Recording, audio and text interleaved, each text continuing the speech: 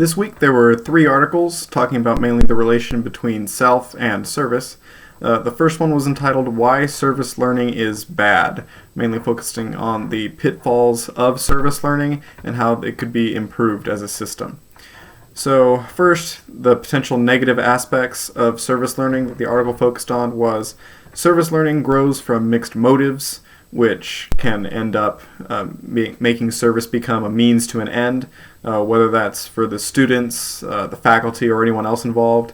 Talking about how it can be just used by the students to help fulfill the obligations for a specific class or program, and it can be used by the school just to provide for the needs of that school and enhance its reputation and basically add prestige to the educational institution rather than actually serving the community.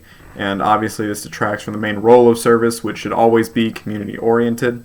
The second thing was service learning is based on a simplistic understanding of service.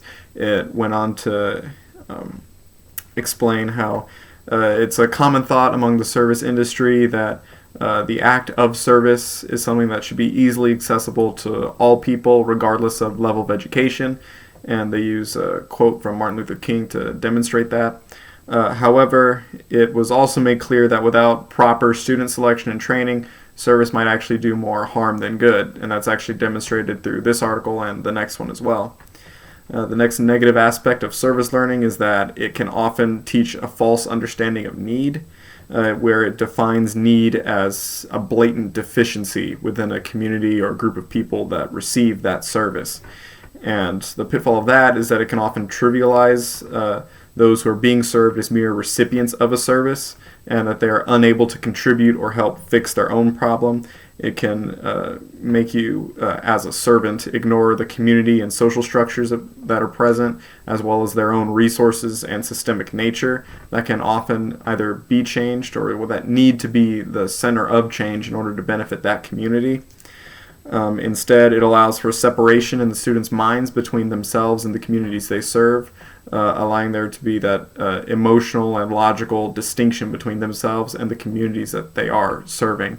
Whereas the problem might be systemic, in which the procedures and systems that the student themselves are involved in may need to be changed or fixed to help accommodate those that they're trying to serve. But the students won't be able to see that because they'll only be seeing the individual needs that they are trying to meet right now, as instead of the big picture that needs to be changed. Going alongside that, service learning can also teach a false understanding of response to need, because defining need as a deficiency overemphasizes the role of an outsider coming in to help the community at the expense of trivializing those who are in need and their community.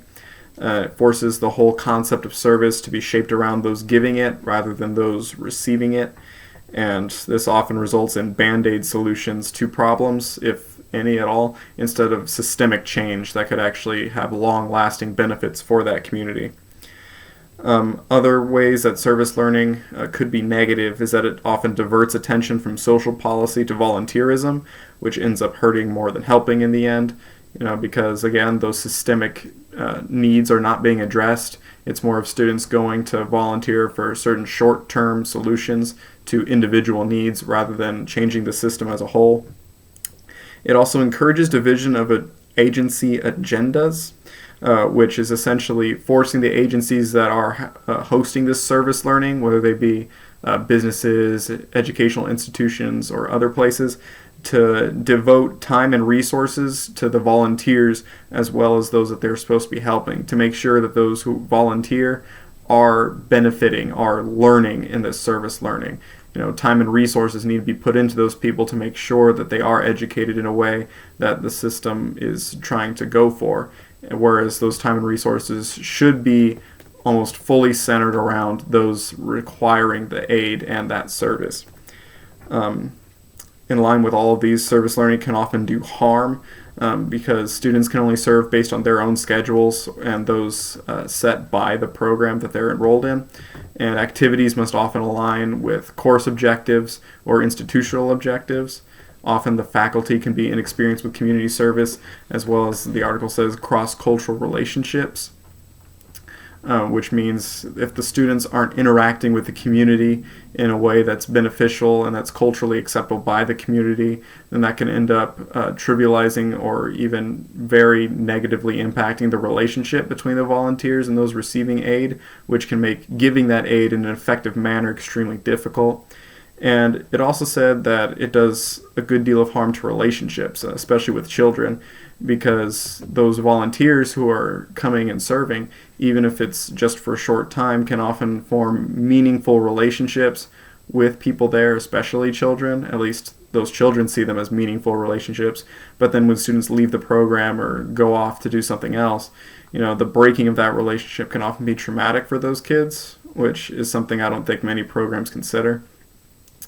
And also the article said that students can, I assumed unknowingly or potentially even knowingly, give off ethnocentric and racist attitudes, or also inappropriately criticize agency practices and policies. And I think that's just a mixture of the false definitions of need and the response to that need that would be contributing to those ethnocentric or racist attitudes. And then just frustration with all of the categories and policies that are in place that define what that service has to look like would lead to the students potentially inappropriately criticizing the agency behind them. And then the article went into an agenda for strengthening the service provided through service learning. It emphasized a need for representation from all stakeholders, which it listed were students, faculty, educational institutions, service recipients, community agencies, and the communities themselves. Normally, not nearly all of them are represented in the plans and procedures that are going to be followed by the service learning program, but all of them should be, especially the community and its own agencies that are going to be receiving that service and could potentially help in the providing of that service if given the chance to.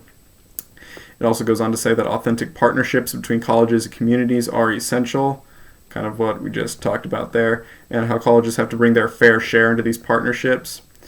It says that the principles of good practice must be followed, and it's referencing the principles of good practice for combining service and learning, which was apparently developed by more than 70 organizations at a Wingspread conference in 1989, and then it gave a huge list of what those look like, saying they need to be followed.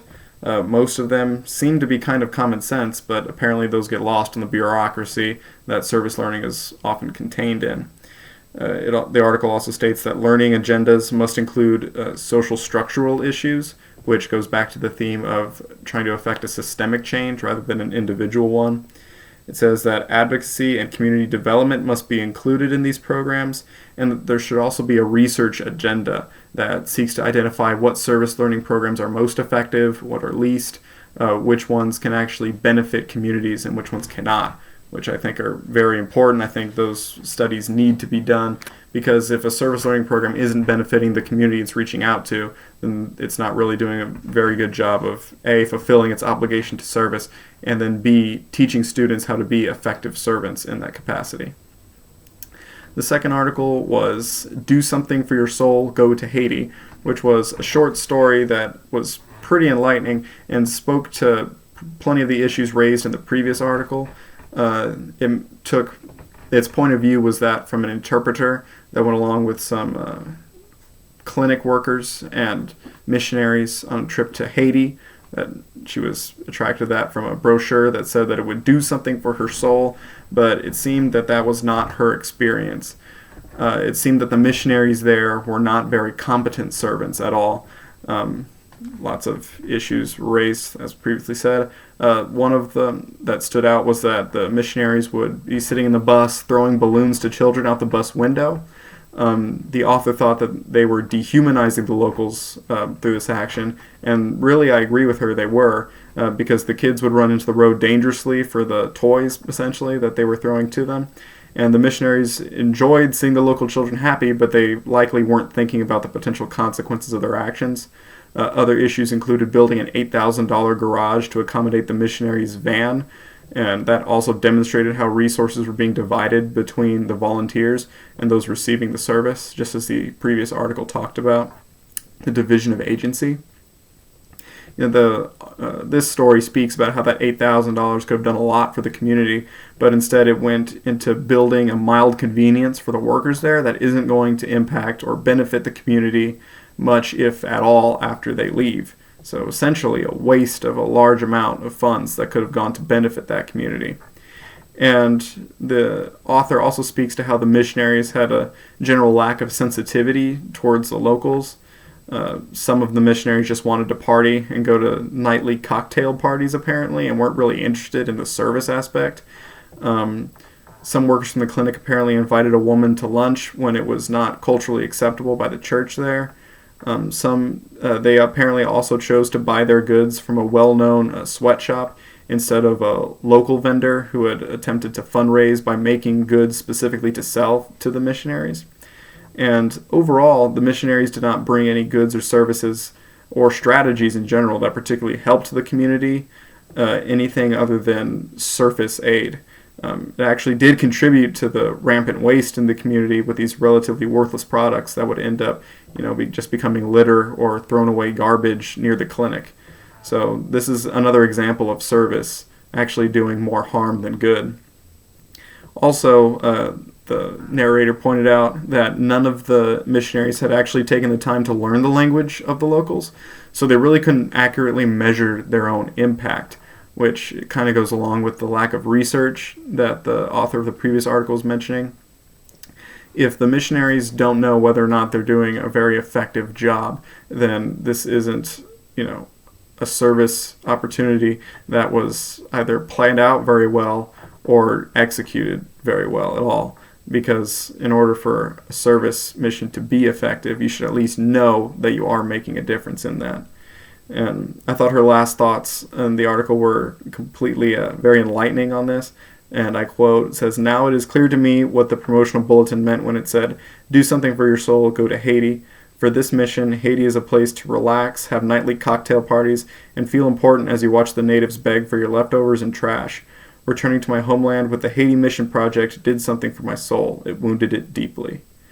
It just goes to show, again, how the locals were trivialized, how the community itself was trivialized, all at the expense of the enjoyment, the pleasure, and the convenience of the workers coming to serve, even though that's not really at all what they did.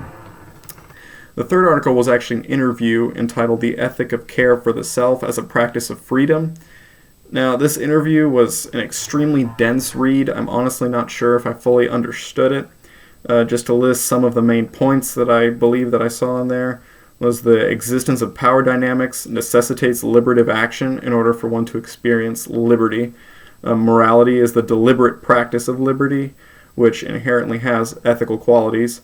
And care for the self is extremely significant in ethics. In antiquity, ethics revolved around the correct ways to care for yourself. And in order for that care of self to be ethical, one needs to have their care of self be based upon knowledge and truths of both themselves and then the rules and regulations to live by.